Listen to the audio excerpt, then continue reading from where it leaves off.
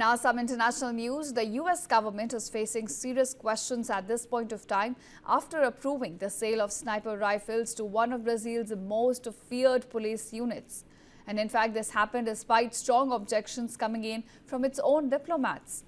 Now, according to the US officials and documents revived by Reuters, Washington cleared the sale of high-precision sniper rifles to BOPE, the elite Rio de Janeiro police unit, which is notorious for extrajudicial killings.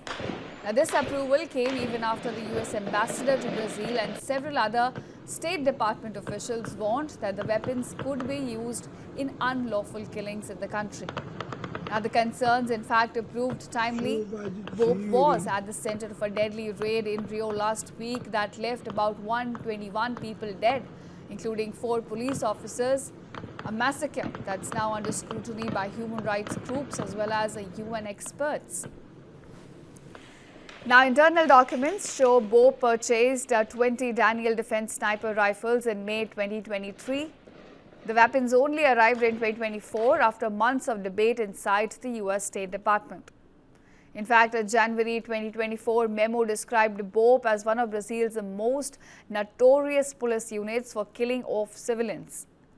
Rio police, with BOPE as the most lethal arm, were responsible for, in fact, about 703 killings just last year alone. So it remains unclear whether the new American rifles were used in the last week's deadly operation or not. But at this point, BOPE also ordered suppressors made by Griffin Armament, but the shipment was initially blocked by US officials, and it's unclear again if those eventually reached Brazil. But you see, the push to approve the rifle sale reportedly came from Ricardo Pita, then a senior Republican staffer who was overseeing Latin American policy and now a senior advisor at the State Department. In fact, Pita met in May with the former Brazilian President Jair Bolsonaro, a staunch supporter of BOPE's aggressive anti-gang tactics.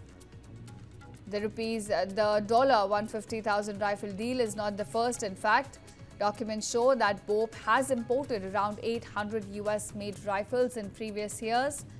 But after repeated deadly raids and rising civilian deaths, diplomats say that their concerns were ignored and political pressure to greenlight the sale prevailed, in fact.